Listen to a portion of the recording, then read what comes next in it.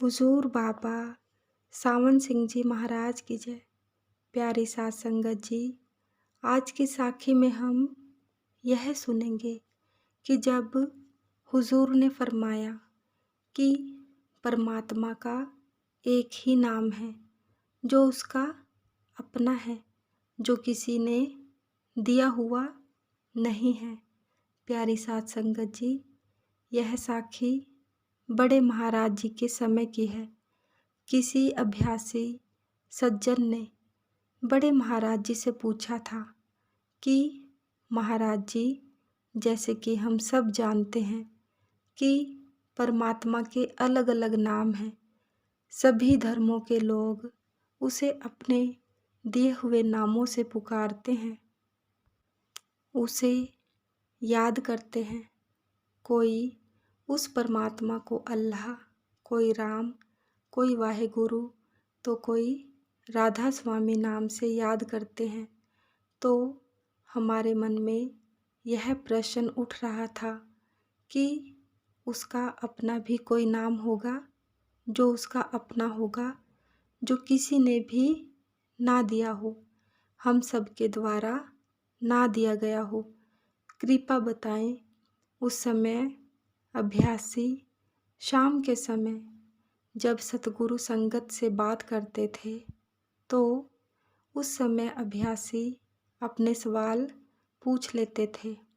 इसका जवाब सतगुरु ने ऐसे दिया था कि हम सब ने उसे अनेकों नामों से याद किया है, लेकिन उसका एक ही नाम है जो उसका अपना है, जो किसी ने दिया हुआ नहीं है। वह बात अलग है कि हम उसे अपने दिए हुए नामों से याद करते हैं। यह बात भी ठीक है, क्योंकि जब तक हम उसे अपने सच्चे नाम से नहीं जान जाते, तब तक हम उसे अपने दिए हुए नामों से ही याद करते हैं। यह भी ठीक है। जैसे माँ अपने बच्चों को अलग अलग नामों से पुकारती है, कभी राजा बेटा, कभी लाडला, और कभी मेरा प्यारा बेटा या प्यारी बेटी, अलग अलग नामों से पुकारती है। वह प्यार में पुकारती है, लेकिन अलग अलग नामों से पुकारने पर वह अलग अलग नहीं बन जाते।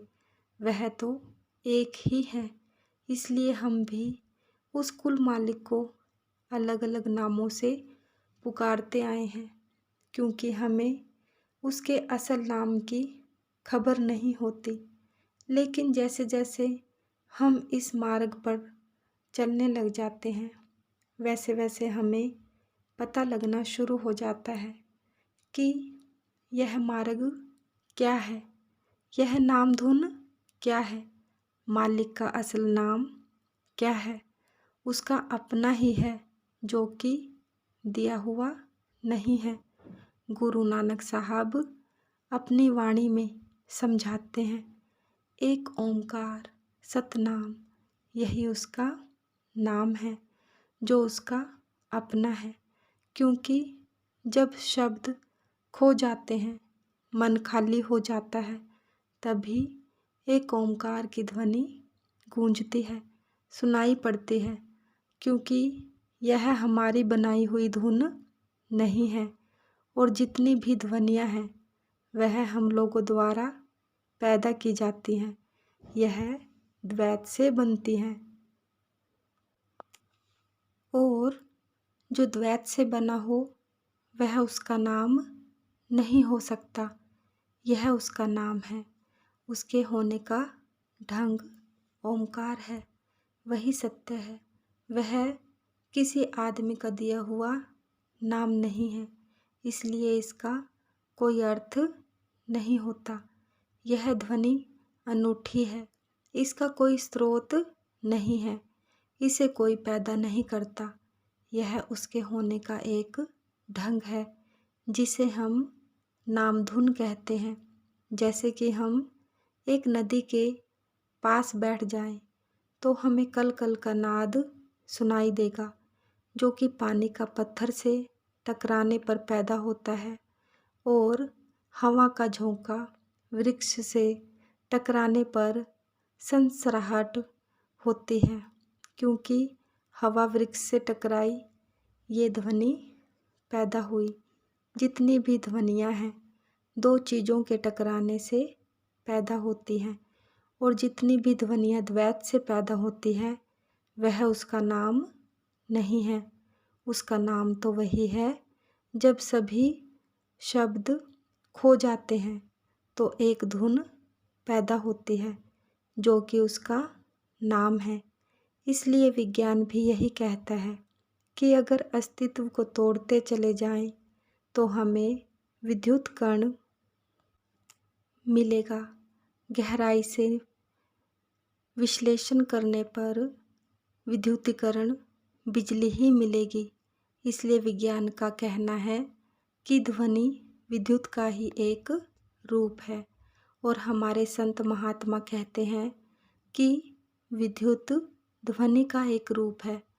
यह भेद छोटा सा है लेकिन बात एक ही है, बस कहने का ढंग ही अलग अलग है। क्योंकि विज्ञान ने अस्तित्व को तोड़ तोड़ कर विद्युत को पाया और हमारे संत महात्माओं ने जोड़ जोड़ कर उस अखंड को पाया और उस अखंड में एक ध्वनि पाई। इसलिए जब भी कोई व्यक्ति समाधिस्थ हो जाता है, ध्यान में लीन हो जाता है, जैसे जैसे वह शांत होने लगता है तो उसे ओंकार की ध्वनि सुनाई देने लग जाती है। जब उसके साथ यह पहली बार होता है तो वह चकित हो जाता है कि मैं कुछ कर नहीं रहा, यह ध्वनि अपने आप से हो रही है, यह अनूठी है, यह किसी द्वारा पैदा नहीं की जा रही, यह अपने आप हो रही है। यह मालिक का नाम है। यह अनहद नाद है जो दिन रात हमारे अंदर चल रहा है, लेकिन हमें उसकी कोई खबर नहीं। जैसे जैसे हम शांत होने लग जाते हैं वैसे वैसे हमें धुन सुनाई देने लगती है और हम उसे बहुत सारे नामों से याद करते हैं। कोई राम, कोई अल्लाह, सभी अपने धर्म के अनुसार उसे याद करते हैं। लेकिन जितने भी नाम हैं वो सारे अंत में जाकर एक नाम ओंकार में समा जाते हैं।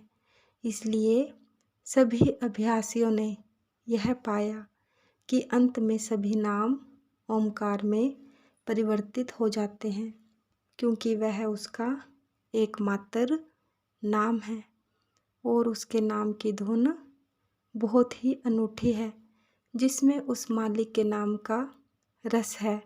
और हम उसे जिन नामों से याद करते हैं वह नाम उस तक पहुंचने के लिए इसलिए सहायक होते हैं क्योंकि उनमें भी ओंकार की ध्वनि मौजूद रहती है। और जैसे जैसे हम जाप करते हैं तब उसमें ओंकार की ध्वनि गूंजती है और धीरे धीरे हम शांत होते जाते हैं और वह नाम खुद ही चलने लग पड़ता है। वह तो पहले से ही चल रहा होता है लेकिन हमें सुनाई नहीं देता, क्योंकि हमारे मन में विचारों का शोर इतना है, दुनिया का शोर इतना है कि हमें सुनाई नहीं देता। जब हमारा मन शांत होता है, हमारे सारे विचार खत्म हो जाते हैं, मन बिल्कुल शून्य हो जाता है, तब ओंकार की ध्वनि गूंजती है। हमें उसे उच्चारने की ज़रूरत नहीं होती, वह खुद ही गूंजती है और हम हैरान हो जाते हैं कि यह कहाँ से आ रही है। तब हम यह पाते हैं कि यह तो सभी तरफ गूंज रही है, कण कण में मौजूदगी है इसकी। एकमात्र ओंकार ही इसका नाम है। जैसे कि सत्संग में भी समझाया जाता है कि वह लिखने, पढ़ने यह बोलने में नहीं आता, क्योंकि वह मालिक के होने का ढंग है और इसलिए इसका कोई अर्थ भी नहीं होता। हमारे जितने भी शब्द, उनका कोई ना कोई अर्थ निकलता है, इसलिए तो हम शब्द का रूप दे देते हैं। लेकिन ये जो मालिक का नाम है, इसे लिखा नहीं जा सकता, कहा नहीं जा सकता। इसलिए हमारे संत महात्मा कहते हैं कि यह हमारे लिखने पढ़ने में नहीं आता। भाई, उसे तो केवल सुना जा सकता है, उसमें रमा जा सकता है। इसलिए सतगुरु ने फरमाया कि नाम की कमाई करो, शब्द की कमाई करो। बाकी सब जो तुम्हारे दुख दर्द हैं मुझे दे दो, और जो मेरे पास उस नाम का रस है वह मैं आपको दे दूँगा। प्यारी साध संगत जी, सतगुरु ने कितनी बड़ी बात कह दी थी, लेकिन फिर भी हम उनके कहे वचनों पर अमल नहीं करते। हमें मन के पीछे नहीं भागना। सतगुरु कहते थे, मन रोए या पीटे, हमें इसकी बात नहीं सुननी। हमने ठान लेना है कि हमें इस समय भजन सिमरन पर बैठना है तो बैठना है, बाकी सब काम सतगुरु पर छोड़ देना है। सतगुरु फरमाते हैं कि तुम मेरा काम करो, मैं आपका काम करूँगा। इसलिए जब हम भजन सिमरन करते हैं तो मालिक हमारा परमार्थ भी संवार देते हैं और स्वार्थ भी संवार देते हैं। सतगुरु महाराज की जय। सतगुरु तेरा ही आसरा, सच्चे पातशाह तेरा शुक्र है, तेरा शुक्र है। जय गुरुदेव।